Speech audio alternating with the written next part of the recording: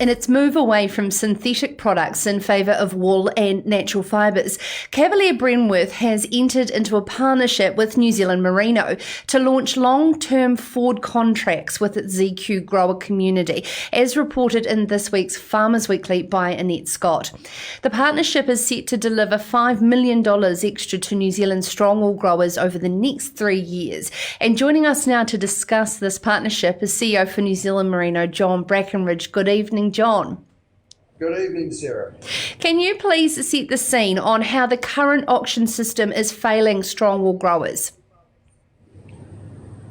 Well, if you have a look at it, it's designed about for really a different century, isn't it? It's about being able to bring in and treat wool as a commodity, and it's not a commodity. This is a special fibre, and I think what Cavalier has done is put a line in the sand to say, let's shift away from that and let's give long-term certainty and confidence through to growers. They've come in with a very attractive price. It's a minimum price. We'll see how it tracks out depending upon their success, but it's underpinning some confidence for the industry moving forward. The auction system just does not provide that. How is Cavalier Bremworth walking the talk as the authentic brand story that you look to partner with? You know, they're walking the talk because they've made a very bold call to walk away from synthetics. There is a lot of, as you say, there's a lot of talk out there at the moment, but man, what a decision they've made. They've said, let's back wool 100%, let's use that, let's drop all of our synthetic ranges, let's put all of our marketing effort into wool. And in addition to that, they've said, let's back our wool growers. Let's provide them with certainty. Let's provide them with a price that's above this market, which is unsustainable.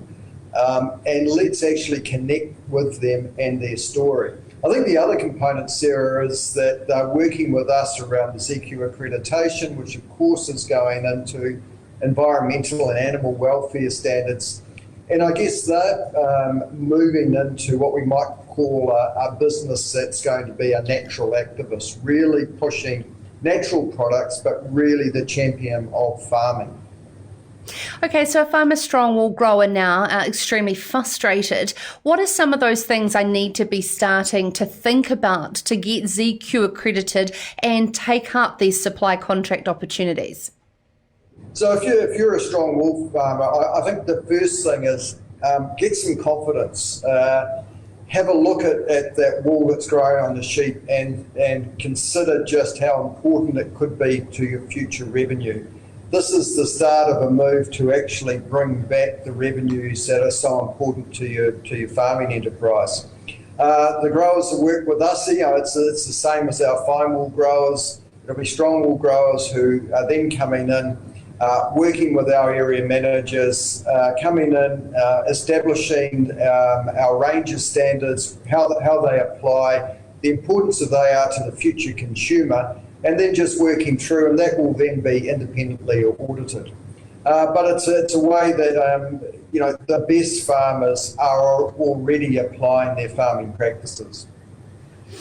Can you talk us through, just while I've got you here, John, some of the innovations that New Zealand Merino are working on that we can capitalise on the filtration benefits of wool in this COVID-19 environment we found ourselves around the world?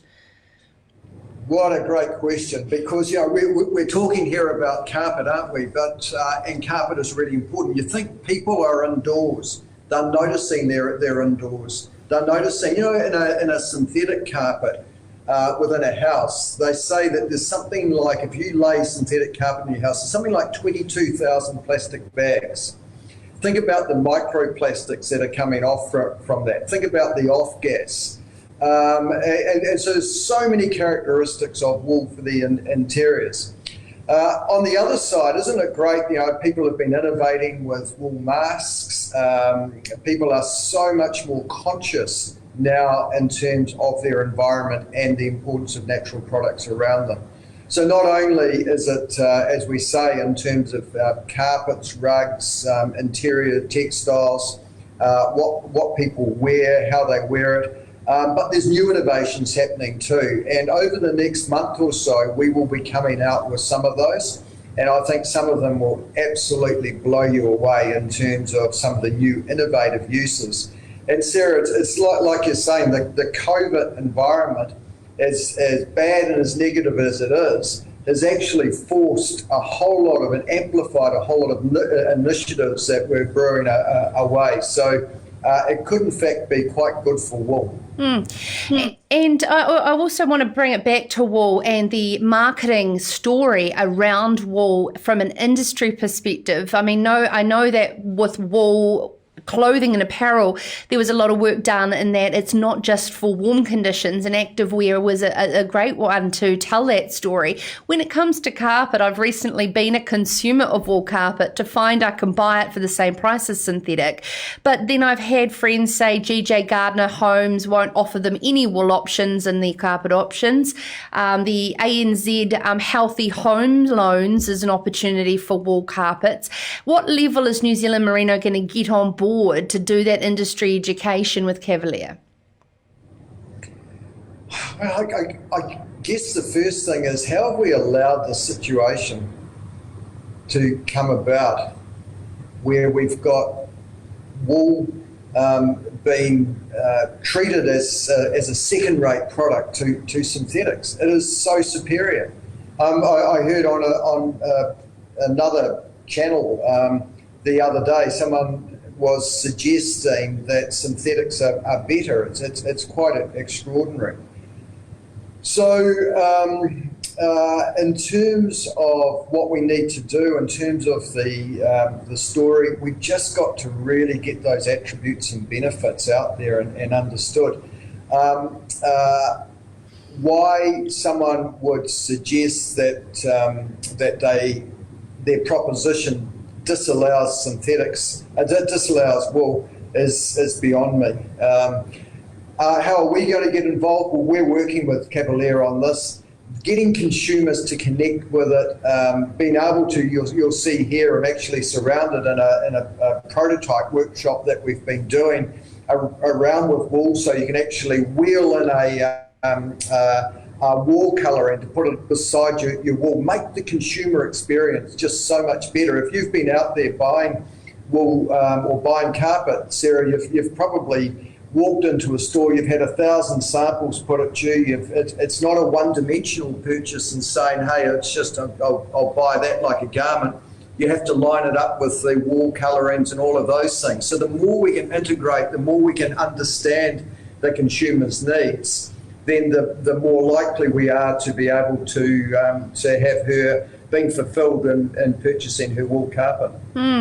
And I mean, in your role from an industry leadership perspective and your weight with potential government post-election, John, can we start to see some industry leadership around supporting wool? There's a big call for it when it comes to promotional products to farmers, from hats, beanies, right through to in government buildings. I mean, this is an industry leadership-led project to the consumer just as much.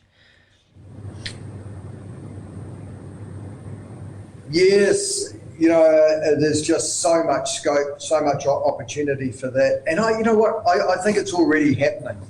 It's already, if you go into social media, the sort of the great work that your program's doing, the greater awareness this is, the notion that people would wear some synthetic hats and so forth. In 2 states, at least 2 states in the US, they're now moving to legislate for synthetic garments to have warning statements on them that they are synthetics, bad for the environment because of what those plastic garments will do. Why don't we do that in terms of our carpets? Why aren't we, as a country of natural fibres, taking the leadership? How come other countries are in fact doing this in front of us? Having said that, I must say that within Damien O'Connor, we do have a very passionate man in terms of his determination that the wool industry is far better recognised. So there is a lot brewing, there's a lot happening in terms of the leadership, and I think we all have a role to play in terms of turning this around. And it's really, really important part of our economy for our high and hill country farmers for the fine wool growers to continue to be properly rewarded, but for the strong wool growers actually to be far better recognised in terms of their product too. Thank you so much for taking the time to join us here on Sarah's Country tonight, CEO for New Zealand Merino. This is Sarah's Country.